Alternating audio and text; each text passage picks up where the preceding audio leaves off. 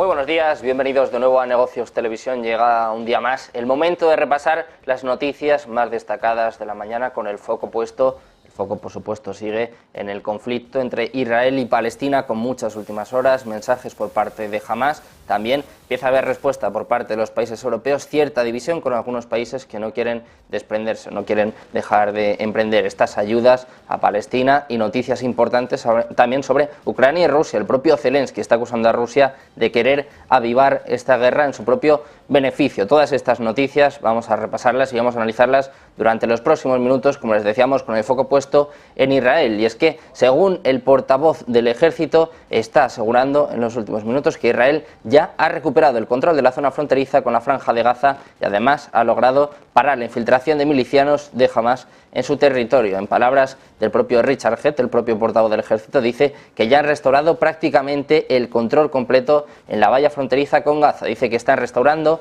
y organizando el perímetro. Además, ha precisado que aunque todavía se pueden producir nuevas filtraciones de milicianos, no se han producido incidentes de este tipo durante la noche. Además, dice también que el ejército ha casi completado ya la evacuación de todas las comunidades alrededor de la frontera. Pasamos, en este caso, del portavoz de defensa a hablar de un poco los procedimientos que están llevando a cabo dentro de Israel, y es que van a comenzar a distribuir desde el día de hoy miles de fusiles de asaltos a equipos voluntarios en comunidades fronterizas y ciudades mixtas judeo-árabes. Esto es lo que ha dicho el ministro de Seguridad Nacional, Itamar Ben-Gvir, en una publicación en sus redes sociales. De hecho, ha dicho que van a repartir hasta 4.000 fusiles de fabricación israelí en la primera ronda, a los que van a seguir al menos otros 6.000 más. También apunta que se van a equipar a voluntarios con cascos y chalecos antibalas. Este anuncio de Ben-Gvir se produjo en un momento en el que Israel está sufriendo infiltraciones armadas transfronterizas de palestinos procedentes de Gaza, y además sigue enfrentándose a posibles fricciones internas entre la mayoría judía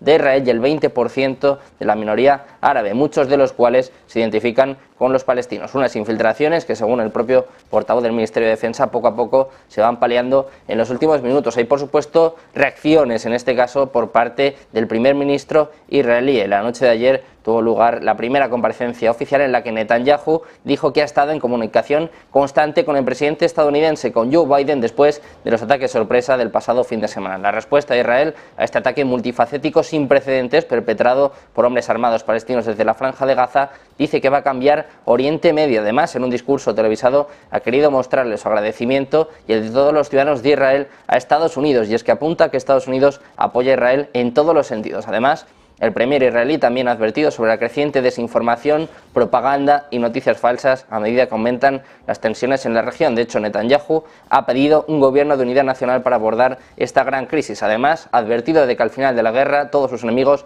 sabrán que es un terrible error atacar a Israel. Reacciones también por parte de Irán. En concreto, la máxima autoridad iraní, el ayatolá Ali Jamenei, ha dicho también que Teherán no había participado en el ataque del grupo de Hamás contra Israel del pasado fin de semana, pero eso sí, ha saludado lo que considera una irreparable derrota militar y de inteligencia de Israel. En su primer discurso televisado desde el comienzo de este conflicto, desde el comienzo de este ataque, Jamenei ha afirmado que van a besar las manos de quienes planearan el ataque contra el régimen sionista. Este destructivo terremoto ha destruido algunas estructuras críticas en Israel que no se van a reparar fácilmente. De hecho, dice que las propias acciones de este régimen sionista son las culpables de este desastre. Irán apoya desde hace tiempo al grupo de Hamás, que controla la Franja de Gaza y rechaza el derecho de Israel a existir. Por un lado dice que no les apoyan, pero sí que apunta a que besan las manos de los que estén perpetrando este ataque en las últimas horas. Precisamente hablando de Irán, ya hay algunos movimientos también en el tablero geopolítico, y es que Estados Unidos está pidiendo a China que utilice su influencia sobre Irán para aliviar estas tensiones que se están produciendo en Oriente Medio. El líder de la mayoría del Senado de los Estados Unidos, Chuck Schumer, ha encabezado la delegación del Congreso en China y ha pedido a Beijing que use su influencia con Irán para evitar que se extienda el conflicto entre Israel y Hamás. Según ha explicado, el gobierno chino tiene mucha influencia sobre Irán de muchas maneras diferentes, y es por esto que le piden que hagan todo lo posible para que Irán no propague esta conflagración a través de ellos mismos y de Hezbollah. De hecho, apunta que los chinos han dicho que transmitirían el mensaje a los iraníes. Samer y otros 5 senadores estadounidenses que representan a los partidos republicano y demócrata se reunieron con el presidente chino Xi Jinping en la noche de ayer, entre otras reuniones de alto nivel, intentando hacer que China intermedie en este asunto y sobre todo que relaje las tensiones en cuanto a Irán.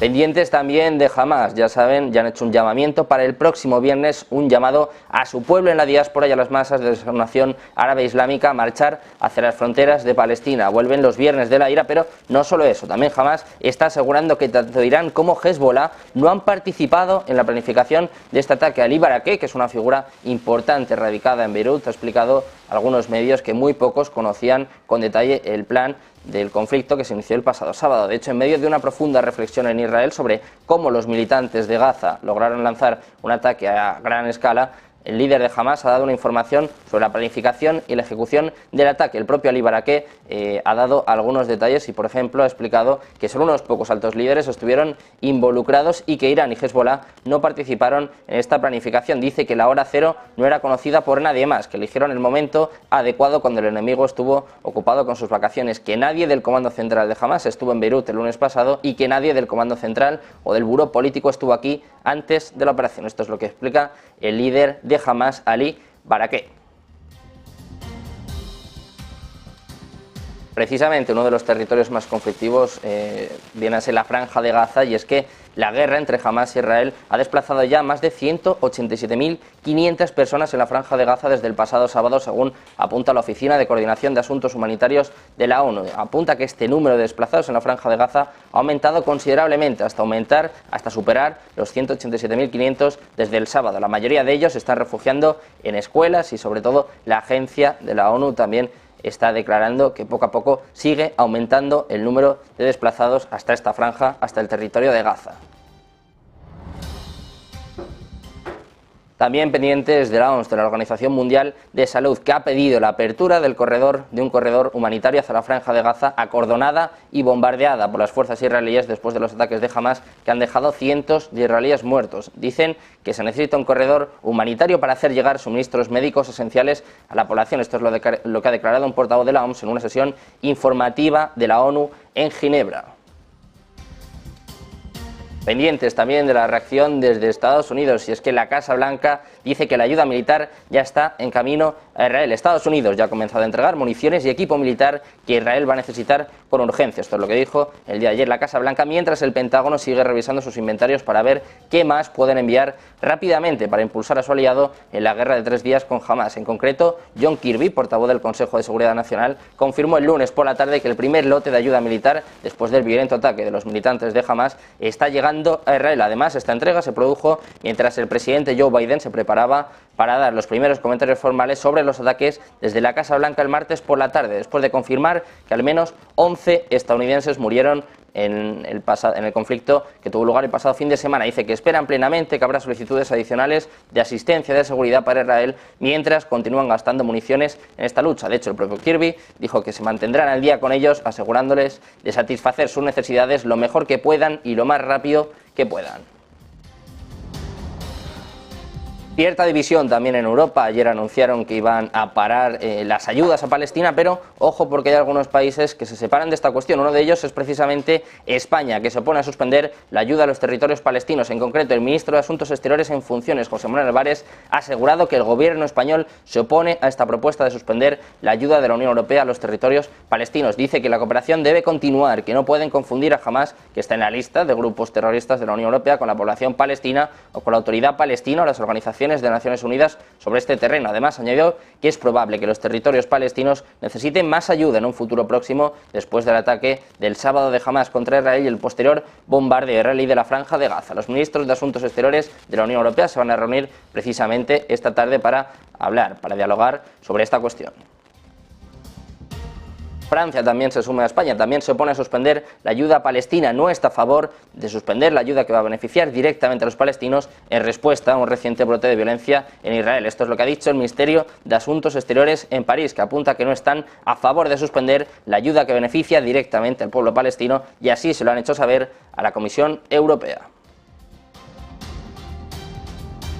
Pendientes también de Rusia, que ha tenido que salir después de las afirmaciones del presidente ucraniano, de Volodymyr Zelensky, asegurando que a Rusia le convenía atizar la guerra en Oriente Medio para debilitar la unidad global, y el propio Kremlin dice pues, que no tienen fundamento estas palabras. De hecho, el portavoz Dmitry Peskov ha dicho que el conflicto era de larga duración y que tenía raíces muy profundas. Además, ha añadido que Rusia estaba en contacto tanto con Israel como con los palestinos. Hay que recordar que Rusia tiene vínculos históricos de larga duración con los palestinos y además tiene mucho en común con Israel, incluido el hecho de que muchos israelíes son ciudadanos rusos. Esto es lo que ha dicho Peskov en una rueda de prensa que ha tenido lugar hace apenas unos minutos.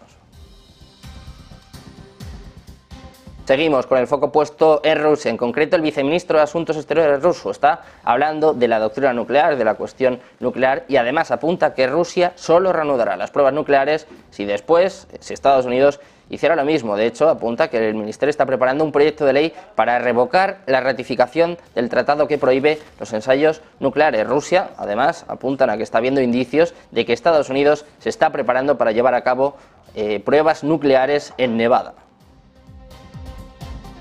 Pendientes también de Ucrania, en este caso de su presidente, de Volodymyr Zelensky, que ha firmado una ley que va a restablecer el acceso público a las declaraciones electrónicas de activos por parte de funcionarios del gobierno, según apunta el sitio web del Parlamento, después de una serie de escándalos de corrupción. El sistema de declaración electrónica de Ucrania se implementó en 2016 y requiere que los funcionarios revelen públicamente sus activos e ingresos. Ha sido aclamado por activistas locales y partidarios occidentales de Ucrania como una herramienta clave para prevenir la corrupción. Pendientes del FMI, las nuevas previsiones que hemos conocido esta mañana, y pendientes también del economista jefe del Fondo Monetario Internacional, Pierre-Olivier Gourinchas. Ha asegurado que la institución está vigilando de cerca la situación en Israel ante la guerra desatada este sábado, aunque eso sí, apunta que todavía es muy pronto para pensar en las implicaciones económicas de este conflicto. En una entrevista apunta a que se muestra muy apenado por la pérdida de vidas en este conflicto.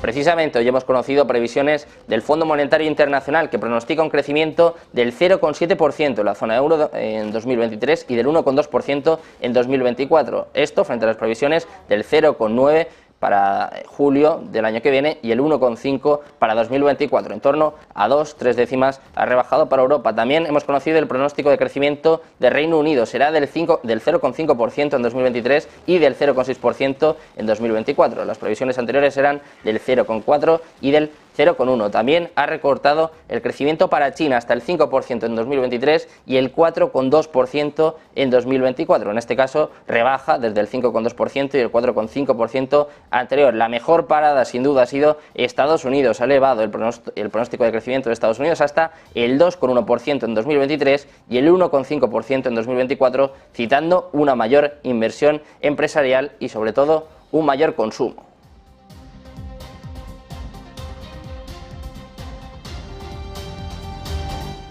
Seguimos pendientes de consecuencias económicas de este conflicto en Israel y el propio FMI, el propio Pierre-Olivier Gourinchas, el propio consejero económico del Fondo Monetario Internacional, explica que según los estudios, el FMI, si el petróleo sube un 10% por el conflicto en Israel, va a tener un efecto del 0,15% del PIB mundial el año siguiente y, ojo, un impacto del 0,4% en la inflación. Hace apenas unos minutos les contábamos que todavía apuntan a que es demasiado pronto para conocer los detalles, para saber qué efecto puede tener este conflicto, pero ojo, porque puede hacer que suba el petróleo y podría tener un impacto del 0,15% en el PIB mundial y un impacto del 0,4% en la inflación.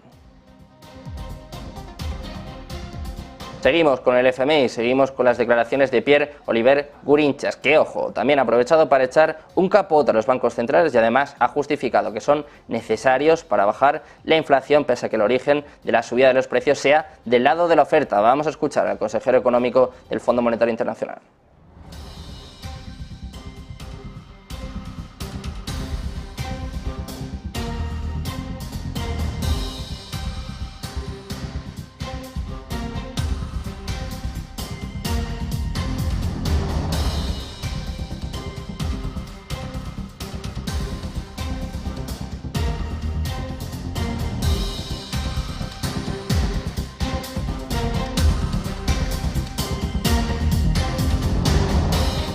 Pendientes del Fondo Monetario Internacional y, por supuesto, como siempre, pendiente de los BRICS, que, ojo, se han deshecho de un total de 17.400 millones de dólares en bonos del Tesoro de los Estados Unidos en este mes de septiembre de 2023. Los últimos datos del Departamento de Tesoro de Estados Unidos destacan que China, Brasil y Arabia Saudí vendieron las mayores cantidades el mes pasado. La alianza de los BRICS sigue deshaciéndose de miles de millones de dólares en bonos del gobierno estadounidense para evitar que el dólar termine en alza frente a las monedas locales. De hecho, el aumento del dólar estadounidense está debilitando el oro, el petróleo, las materias primas y también las monedas locales de los países en desarrollo de todo el mundo. China se deshizo por sí sola de bonos del Tesoro estadounidense por valor de 13.600 millones de dólares en septiembre. Las reservas de otras naciones también cayeron en torno a los 835.400 millones hasta 821.800. Brasil ocupó el siguiente lugar en la lista y se deshizo de 2.700 millones de dólares en bonos del Tesoro estadounidense. Como resultado, sus tenencias se redujeron de 227.400 millones a 224.700.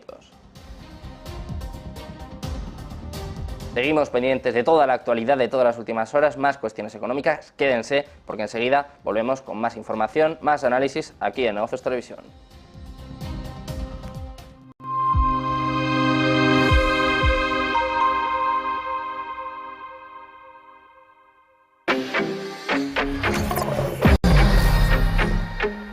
¿Quieres invertir en bolsa? Déjame enseñarte algo.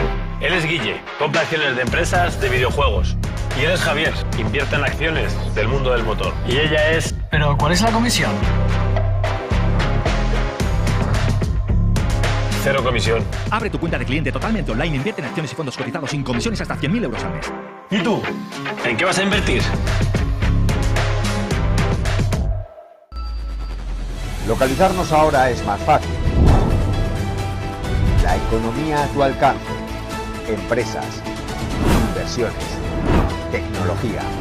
Ya en la app de Movistar. Vive la economía. Negocios Televisión.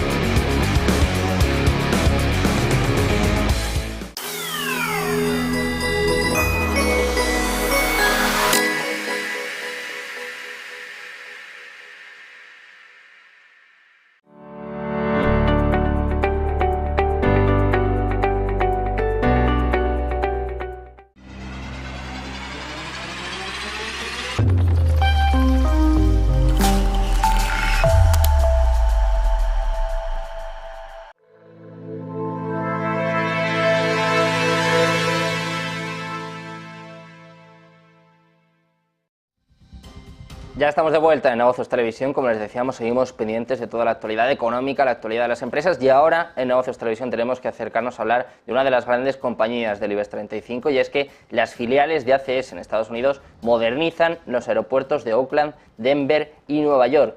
Vamos a conocer todos los detalles.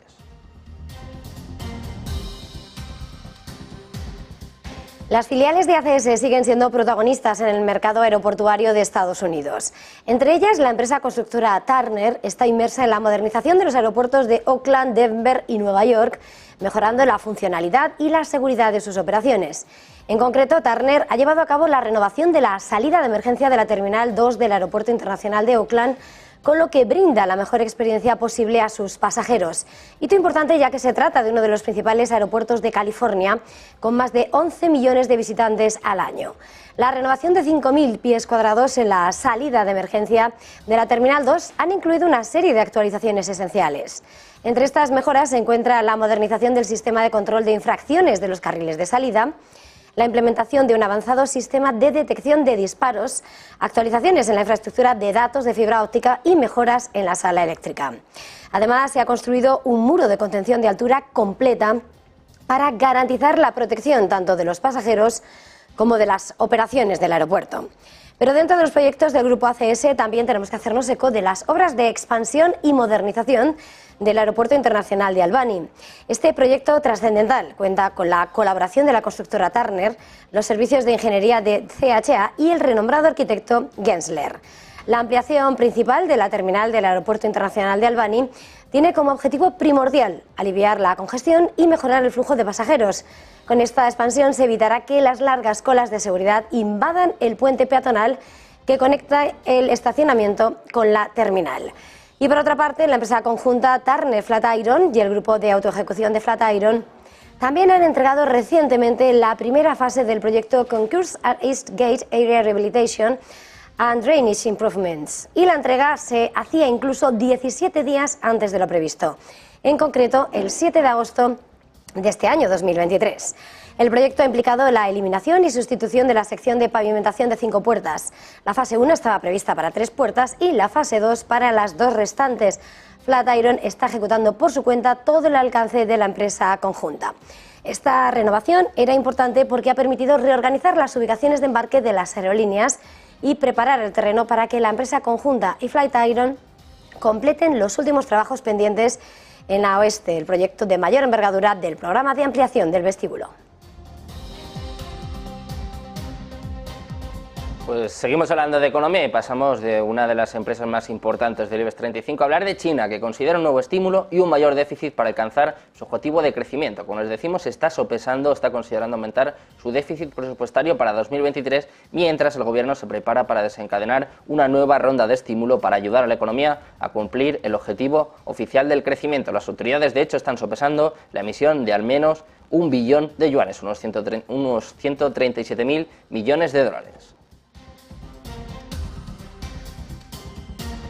De China pasamos a Reino Unido. La inflación británica de los alimentos se redujo a su tasa más baja en 15 meses en el mes de octubre, según muestran los datos de la industria de este mismo martes, brindando de esta forma más alivio a los compradores perjudicados por los altos precios y al gobierno, cuyo principal compromiso económico es el de reducir la inflación. El investigador de mercados Kantar ha dicho que la inflación anual de los comestibles fue del 11% en las 4 semanas hasta el 1 de octubre frente al 12,2% en su informe de septiembre. Todos los grandes grupos de supermercados del país han bajado los precios de los productos de primera necesidad en los últimos meses.